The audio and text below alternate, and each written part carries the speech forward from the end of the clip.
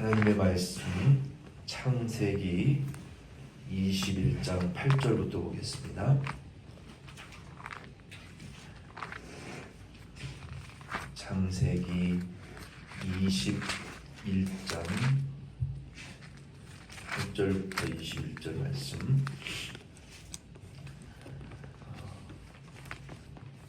하나님께서 이제 아브라함과 사라에게 약속의 말씀을, 그 언약의 씨를 주시겠다고 하신 그 약속을 이루셨습니다. 아브라함과 사라가 그 이삭을 이제 주시고 또 사라가 임신했을 때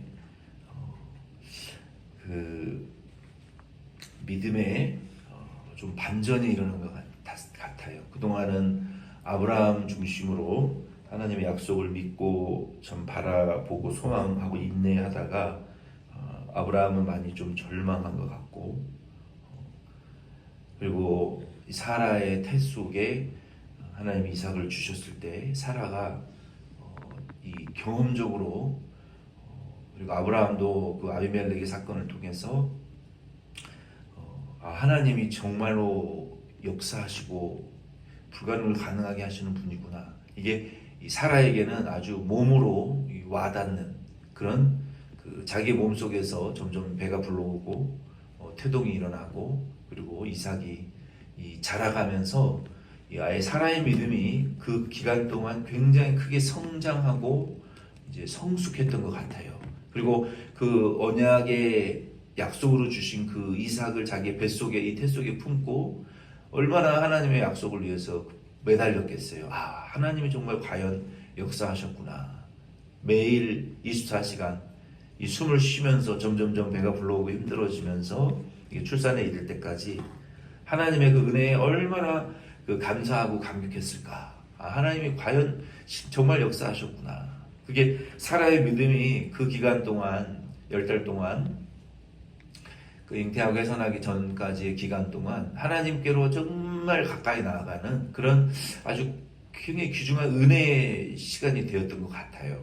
그래서 이제 그 이삭이 결국 이제 결과 최종적으로 태어났고, 이게 8절로 21절 말씀해 보면은 이제 이삭이 젖을 뗐을 때 하나님께 감사하고 사람들에게 잔치를 베푼 내용이 이제 8절부터 기록이 되어 있습니다. 8절, 9절 말씀, 창세기 21장 8절, 9절 같이 읽겠습니다. 아이가 자라되 젖을 떼고 이삭이 젖을 떼는 날에 아브라함이 큰 잔치를 베풀었더라. 사라가 본즉 아브라함이 아들 애굽 여인 하갈의 아들이 이삭을 놀리는지라. 아멘. 여기 8절로 9절에 보니까 이제 이삭이 태어났고 젖을 뗄 나이 때에 큰 잔치를 베풀었습니다. 이 젖을 떼는 나이는 유대인들은 3세에서 최대 6세, 3세에서 5세, 6세. 그러니까 한국 사람들보다도 모유를 고대 유대인들은 지금은 어떤지 모르겠지만 굉장히 오랫동안 젖을 먹였던 것 같아요. 그러니까 이 젖을 먹인 만큼 그 자녀에 대한 사랑과 애착이 커지는 것은 사실이에요. 근데 유대인 이삭도 유대인의 고대의 전통을 아마 따라서 한 3에서 6세까지, 아무리 빨라도 3세, 또 늦으면 6세까지 이 모유를 먹었는데, 정확하게 우리가 특정을 지을 수는 없어요. 이 성경을 번역하는 나라의 번역가들이 통상적으로 평균적으로 3세에서 6세면은 일찍 젖을 뗀 걸로 생각을 하고 번역을 하면 3세고, 늦게 떼는 것으로 생각하고 번역을 하면 6세에 젖을 뗐다 이렇게 번역을 하는 것이지, 원어적인 의미에는 젖을 뗄 때라고 우리가 이해를 해야지, NIV가 성경 표준이 아닙니다. 킹제임스 버전이 표준이 아니에요. 어떤 목사님들은 킹제임스가 만 성경이라고 외치는 분들이 있는데, 킹제임스 이전에 히브리어, 아람어, 그 고대어가 언어가 있어요. 왜 그 생각을 못 하시냔 말이에요. 다 번역된 책인데 어떻게 영어가 유일한 성경이라고 믿고 그게 표준이라고 믿는다는 그 비상식적인 생각을 그렇게 강하게 주장하실 수 있는지 전 이해를 못하겠어요. 그래서 킹제임스 안 쓰는 교회는 다 이단이다라고 지금도 2025년에도 그렇게 킹제임스만이 유일한 성경이라고 말하는 분들은 이 성경의 번역의 역사를 모르는 분들이에요. 그리고 거기 킹제임스에서 중국 성경으로 가가지고 아니요, 중국 성경도 아니에요. 킹제임스에서 그 헬라어로 먼저 갔다가 헬라어에서 라틴어로 갔다가 라틴어에서 킹제임스로 갔다가 그게 중국으로 가서 한글 성경으로 번역되어진 거예요. 그러니 우리가 언어를 볼 수 있는 목사님이 그래서 필요한 것이고 언어로 성경 해석 훈련을 받은 목회자가 그래서 필요한 거예요. 킹제임스 NIV가 진짜 번역이 아닙니다. 그나마 잘 번역이 돼서 공중이 된 성경이라고 신학적으로 검증된 번역서일 뿐이지. 그러니 교만한 생각을 하지 마시고 목사님이 해석해주는 성경을 잘 들으세요. 영어 성경, NIV 성경이 그 진짜가 아니에요. 어떤 분도 왔다가 우리 교회 떠났는데 NIV 성경하고 해석이 다르다고? 아니요. 원어 성경이 젖을 뗄 때라 그랬으면 NIV는 3 years old라고 했는데 그게 잘된 번역이 아니잖아요. 지식이 있는 척 하지 마세요. 하나님의 말씀 앞에. 성경이 젖을 뗄 때라 그랬으면 3세에서 6세라고 했으니까 일찍 됐으면 3세, 늦게 됐으면 6세. 그렇게 은혜로 받아들이면 되는 것이지 NIV가 3 years old라고 사무엘이 젖을 뗐다고 그 NIV 성경에도 사무엘상 1장 21절로 23절 말씀해 보면은 젖을 떼고 하나님에게 바쳤다. 3cm, 6cm, nobody knows. 젖을 뗄 때라고 했으면 강한 믿음으로 나는 믿음이 강하니까 3세에 젖을 뗐으니까 그러면 3세에 바칠 거야. 이런 믿음으로 바라보면 되는 것이지. 그 성경은 그 문자적인 해석을 가지고 목사님보다 아무리 영어를 잘하셔도 신학훈련을 더 받으셨겠어요? 히브리어 헬라어 공부하셨어요? 안 하셨잖아요. 아람어 공부하셨어요? 그거 공부하느라고 얼마나 죽을 뻔을 했는데 애플을 맞고 말이야 막 한 학기 돈 내고 더 공부하고 힘들었단 말이에요. 그게 그런 지식적인 교만을 버려야 되는 거예요. 아무리 많이 배우고 좋은 학위를 받았어도 그게 목사님에 대한 좀 존중이고 성경 이 목회자 이 훈련 받고 이 목사님으로 안수받은 분에 대한 그런 존중이 없는데 무슨 말씀 시간에 NIV는 3 years old라고 했는데 목사님은 3세에서 6세라고 하네. 여기 은혜 못 받겠다. 딴 데로 가셔야 돼요. 그런 분들은 은혜 못 받아요. 하나님에 대한 이 목회자에 대한 존중하는 그런 기본적인 마음이 없으니까 교회도 조그맣고 별 볼 일 없는 것 같으니까 큰 교회 가야 되겠다. 이런 마음을 가지고 말씀을 들으면 절대로 어디 가도 은혜를 받을 수가 없습니다. 그래서 성경은 젖을 뗄 때가 3세에서 6세라 그랬는데 아마 이 사라도 믿음으로 하나님 앞에 빨리 젖을 떼고 하나님을 위해서 쓰임받기 위한 마음이 간절했으면 아마 3세에 젖을 떼고 잔치를 베풀지 않았을까 그런 생각이 들어요. 그 젖을 떼고 잔치를 베푸는데 애굽 여인 하갈의 아들 이스마엘이 이삭을 마킹 조롱했다라고 말했어요. 이스마엘은 이삭이 태어난 나이와 한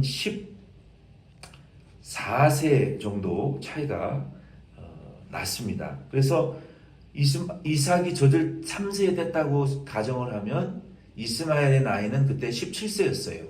14년 전에 이스마엘이 태어났으니까. 그러면 이삭이 6세에 젖을 뗐다 그러면 이스마엘의 나이는 20세가 됐을 거란 말이에요. 그러면 3세에 젖을 뗐다고 가정을 해서 이스마엘이 17세였을 때 이삭이 3세였어요. 그러니까 3살 때 젖을 뗀 잔치를 하고 이제 하나님에게 쓰임 받는 아들로 이제 자랐다. 이제 건강하게 자란 아이로 그 잔치를 베풀었을 때 14살의 차이가 났는데 성경에 보면은 이스마엘은 활을 쏘는 자였다라고 성경이 기록했어요. 그러니까 사냥도 잘하고 광야에서 활을 쏘면서 아주 그 강인한 아들로 자랄 수 있는 이 달란트가 있었던 아들이었어요. 그래서 아마 그 17세 정도 됐을 때면 이미 성인에 가깝잖아요.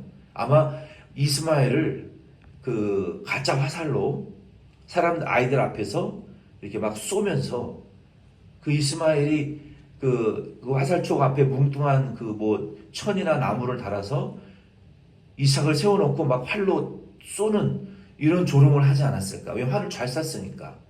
그래 아이들이 이삭이 무서워서 도망가고 주변의 사람들이 그것을 깔깔대고 비웃는 그 모습을 보면서 아마 조롱하지 않았을까? 왜 그랬을까요? 자기는 아브라함의 아들이지만 지금까지 이런 잔치를 받아본 적 없어요. 사람들을 다 초청해서 하나님이 이 이삭에게 약속하셨고 하나님이 이 이삭을 위대하게 쓰실 것이고 하나님이 이 아이는 특별한 아들이라고. 그러니까 우리도 좀 조심해야 돼요.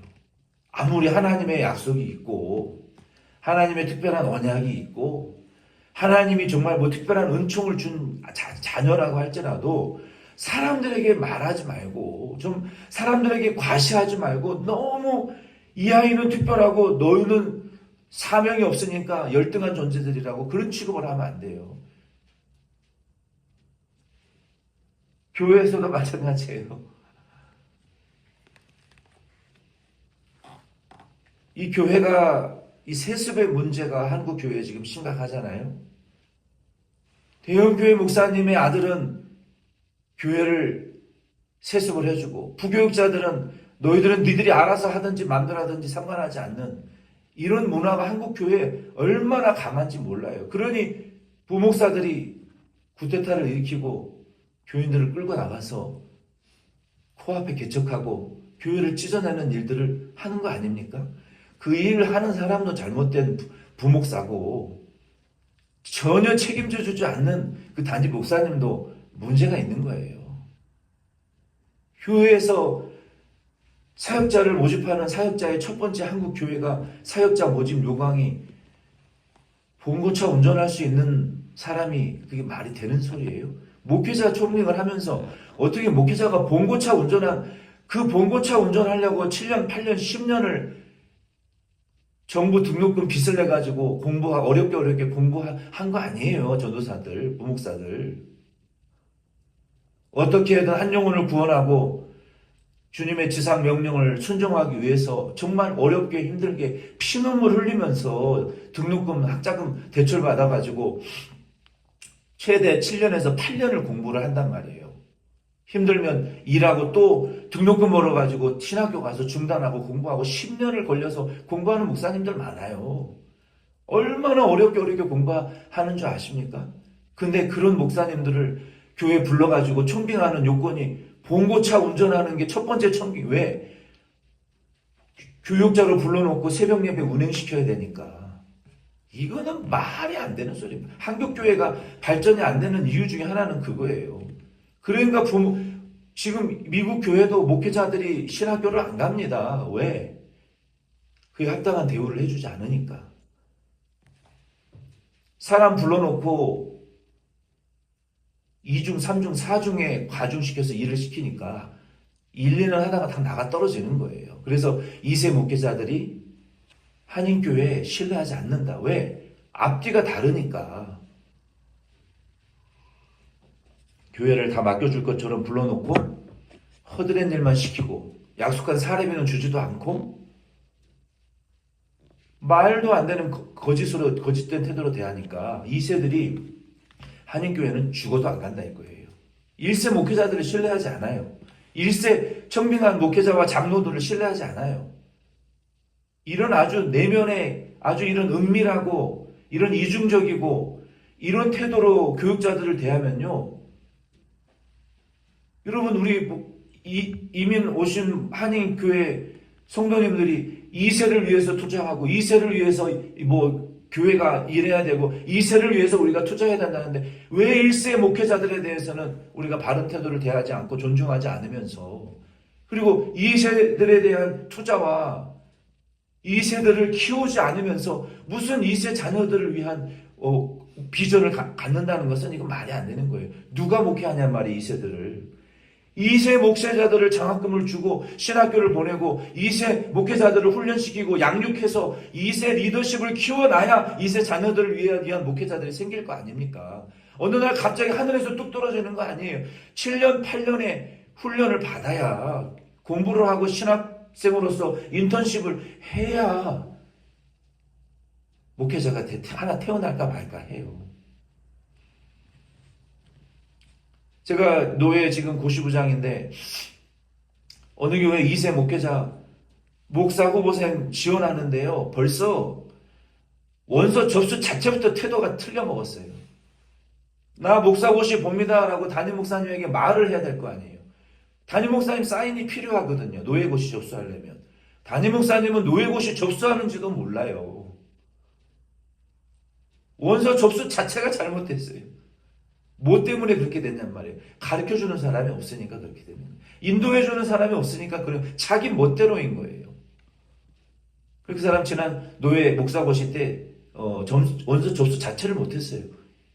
2세인데 1년을 쉬었다가 요번 올해도 또 못해요. 그 마음의 태도가 바로 되지 않았기 때문에.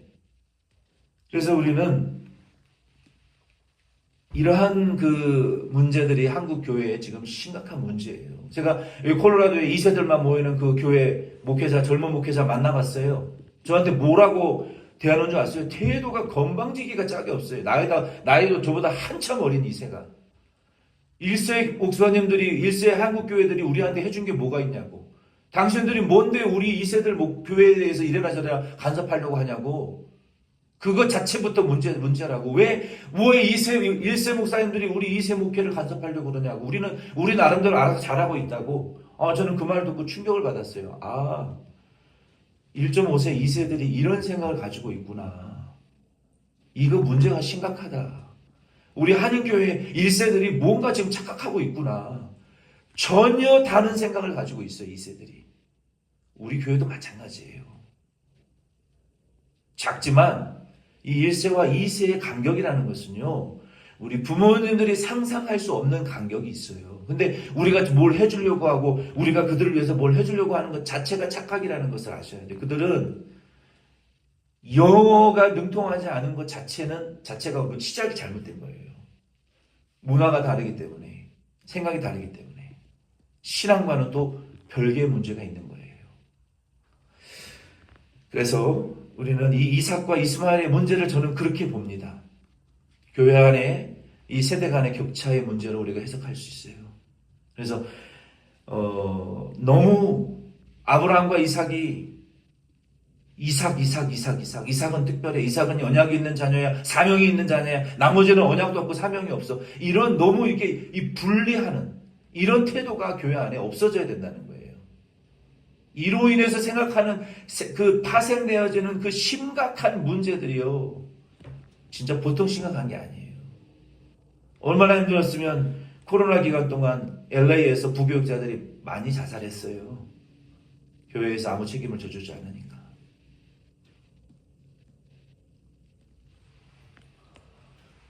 이런 관점으로도 우리가 해석을 할 수가 있습니다. 그래서